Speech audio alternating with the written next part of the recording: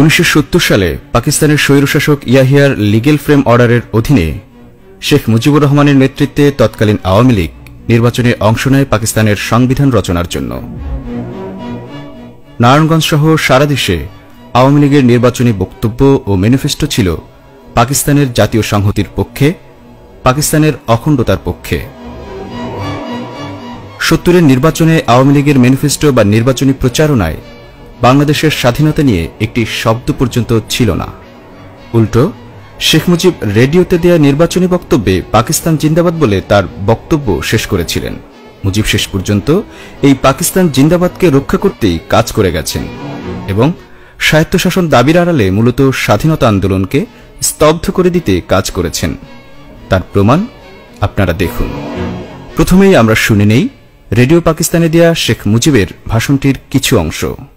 We believe that with the support and confidence of the people which our party enjoys, we shall inshallah be able to successfully to meet this challenge. Pakistan Jindabad.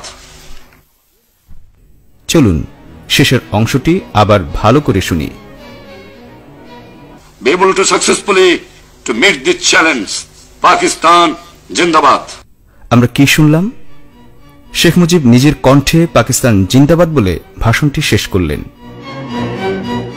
এবার আসি 1971 সালের 7 মার্চের ভাষণে। Siddique সালিকের witness to surrender গ্রন্থ থেকে জানা যায়, শেখ মুজিব 7 মার্চের ভোররাতে পাকিস্তানের প্রেসিডেন্ট ইয়াহিয়ার সাথে ফোনে আতাত করলেন এবং ইয়াহিয়ার পরামর্শ ও নির্দেশে সিদ্ধান্ত নিলেন তিনি 7 মার্চের ভাষণে স্বাধীনতার ঘোষণা দিবেন না।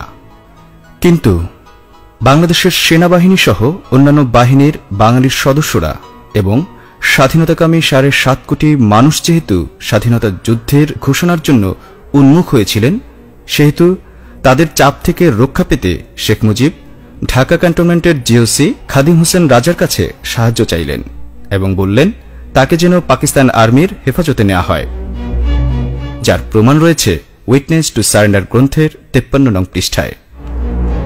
বাংলাদেশের মানুষের স্বপ্ন ও আকাঙ্ক্ষাকে বিলীন করে পাকিস্তানের বর্বর ইয়াহিয়ার স্বপ্ন পূরণ করতে 7 মার্চের ভাষণে স্বাধীনতার ঘোষণা দিলেন না শেখ মুজিব। যখন বাংলাদেশের মানুষ প্রস্তুত যুদ্ধের জন্য, স্বাধীনতার জন্য, তখন শেখ মুজিব স্বাধীনতা ঘোষণার বদলে যুদ্ধের প্রস্তুতি নেওয়ার ভণ্ডামে আহ্বান জানালেন, যা কোনোভাবেই জনমনের প্রত্যাশা পূরণ করেনি।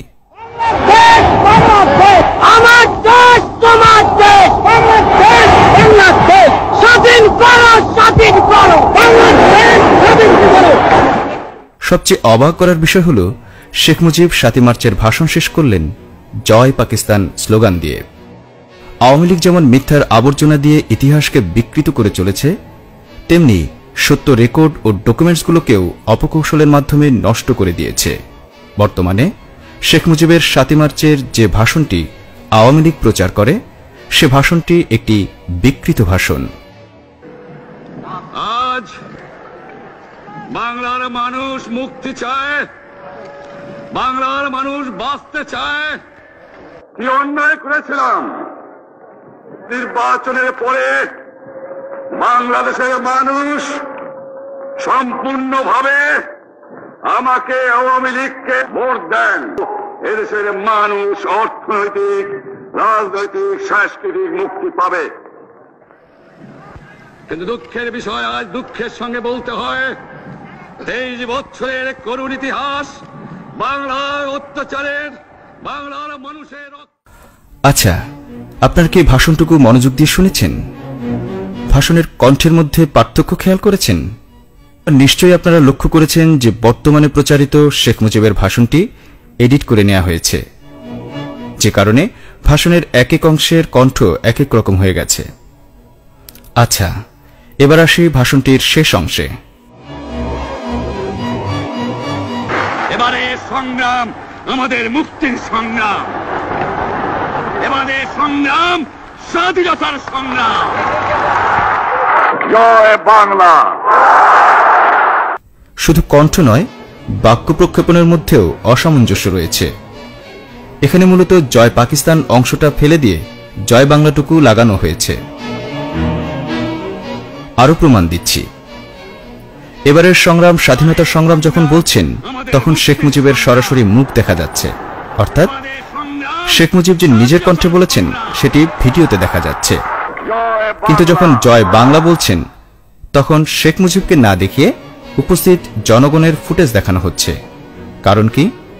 কারণ এটাই যে শেখ মুজিব জয় পাকিস্তান বলে তার ভাষণ শেষ করেছিলেন। তবে সত্যকে বেশি দিন ছাইচাপা দিয়ে রাখা যায় না। শেখ মুজিবের আসল বক্তব্যটি এবার আবিষ্কৃত হয়েছে। শুনুন সেই অংশটুকু। বাংলা, জয় পাকিস্তান, জয় বাংলা, জয় পাকিস্তান। জয় পাকিস্তান বলে 7 মার্চ যে শেখ মুজিব ভাষণটি শেষ করেছিলেন তার আরও প্রমাণ রয়েছে। 7 মার্চে শেখ মুজিবের ভাষণের সময় মঞ্চের সামনে বসে বক্তব্য শোনা প্রখ্যাত সাংবাদিক ও বাম রাজনীতিক নির্মল সেন তার আমার জীবনে ৭১-এর যুদ্ধ বইয়ে উল্লেখ করেছেন যে একথা সত্য, শেখ সাহেব 7 মার্চের বক্তব্যের শেষ দিকে বলেছিলেন, জয় বাংলা, জয় পাকিস্তান।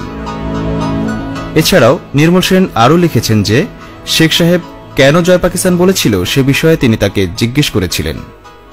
তখন শেখ সাহেবের মুখ কালো হয়ে গিয়েছিল। তখন তিনি বললেন, আমাকে স্বাধীনতার ঘোষণা দিতে হলে অনেক পথ অতিক্রম করতে হবে। এছাড়াও বিচারপতি মোহাম্মদ হাবিবুর রহমানের লেখা বাংলাদেশের তারিখ গ্রন্থের প্রথম সংস্করণে, কবি শামসুর রহমানের কালির ধুলোয় লেখা নিবন্ধে এবং মঞ্চে বসে ভাষণ শোনা মোহাম্মদ তাজামুল হোসেনের বাংলাদেশের স্বাধীনতার ঘোষক প্রসঙ্গ নিয়ে শেখ হাসিনা মুজিবকে ছোট করেছেন নামক নিবন্ধে মুজিবের জয় পাকিস্তান বলে ভাষণ শেষ করার প্রমাণ রয়েছে।